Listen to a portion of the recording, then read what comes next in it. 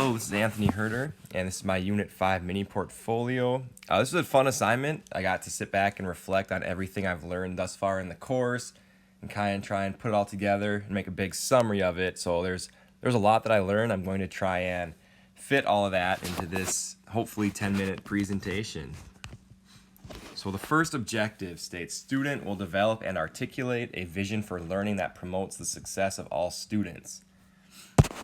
The main thing I did that helped me with this is writing a paper. So my school has begun a slow shift towards personalized competency-based learning. I'm one of the mentors for that program, so I kind of got trained in on it and started to implement it in my class. Basically what it does is it teaches students the material at different rates and doesn't teach them all the same way. So it just personalizes the learning as the name states. I also wrote a discussion post, how I would like to move towards some project-based learning. This is my reasoning for that, is to me, high school is meant to prepare students for life after high school. So whether that's college, the military, or the workforce, students need to develop problem-solving skills and communication and time management, and I feel that project-based learning would help with that. A reflective statement, I'm just going to read this. Last school year, I began using self-paced units. I feel this is an area of strength for me as it allowed students to learn the material at their own pace. Something I will continue to work on is refining the level of difficulty of my classes. It is very difficult to make things challenging enough for the high flyer students, but not too difficult for students who struggle with learning new material. This course allowed me to reflect on the self-guided process and help me refine how I view late work. I now plan to grade students on how well they know the material, regardless of how long it takes them to learn it. So objective 2, students will demonstrate the ability to assess and improve culture and climate. I really like this book, School Culture Rewired. I learn a lot from the authors, how culture is basically the big picture feeling that can take many years to develop, where climate is more just a short-term feeling. And I really liked our Zoom meeting we had where we got to ask, the instructors of the course some questions about being an administrator and learn that collaboration is important, that communicating and talking to other administrators can really be helpful. My reflective statement for objective 2, being a positive presence is something I pride myself on. Between classes, I always stand in the hall and say hi to the students as they enter the room.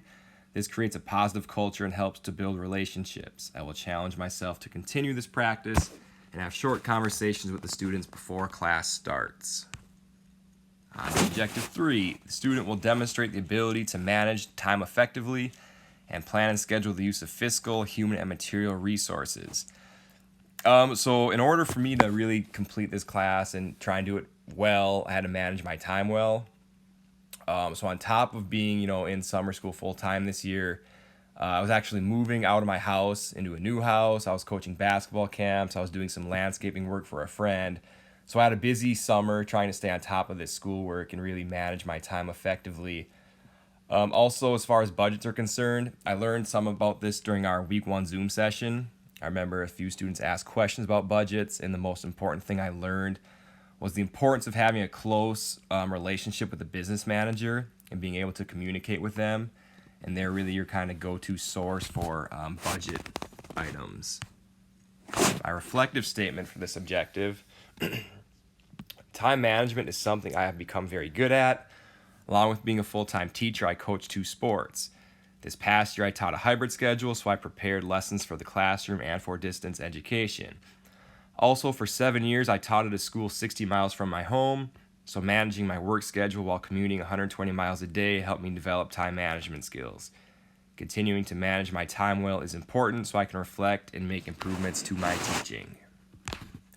Objective 4, the student will demonstrate an understanding of diversity and be able to create and monitor a positive learning and working environment for all. We wrote a paper on a change initiative.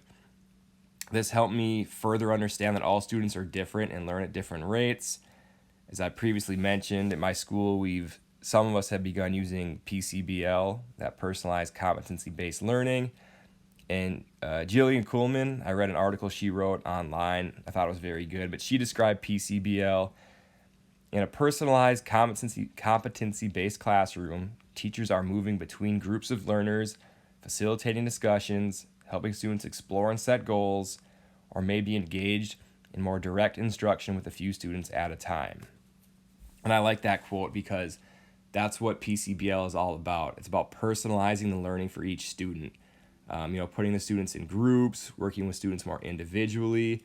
It tries to tailor the instruction for each student and doesn't just treat every student the same and try and educate everyone the same way. Also, our Unit 1 discussion on climate culture really showed me the significance a school administrator has on the culture of a school. It's so important. There's kind of that trickle-down effect where if the principal is very positive and has a great outlook on things, it's going to trickle down to the teachers and then trickle down to the students. Reflective statement for this objective. Working with students of various backgrounds is a strength of mine. I treat everyone the same, that's with respect. A continued challenge for every teacher is to improve classroom teaching and protocols to fit the needs of all learners. I feel I am moving in the right direction as I continue to implement personalized competency-based learning. So a little more with that. I've learned just students of all backgrounds, just treat them with respect. Talk to them the same way, treat them with respect, and hopefully they'll treat you with respect. And I put a continued challenge, improving classroom teaching. I think that's for everyone. There's no such thing as a perfect teacher, so we should all be looking to continue to improve our teaching and protocols. So objective 5, students will demonstrate the ability to use problem-solving skills and or share decision-making to reach solutions. Excuse me. So this is my first semester of graduate school. It was also my first time taking online classes. So it's different from anything, obviously, I'm accustomed to. There wasn't an instructor just to go right up to after class and ask questions. We could email back and forth. But I did learn to use some tools and things that I hadn't used before. Creating videos like this on my iPad and then uploading videos to YouTube were new experiences for me. I didn't collaborate directly with other students in this class, but when I read this book, Lead Like a Pirate, I learned some important things on collaboration from Shelley Burgess and Beth Hoof. Burgess wrote, as a new principal, I learned early on that once I spoke or shared a thought, others would clam up and be less likely to share their thoughts and ideas. So as an administrator, it's really important to listen to others first before speaking. Sorry, excuse me. So my reflective statement here, collaboration I feel is a skill of mine. As a coach, I continually work with other coaches to determine what is best for the team. I will continue to work with the other science teachers at my school to develop strong curriculum. So objective 6, student will demonstrate the ability to utilize data for instructional decision making.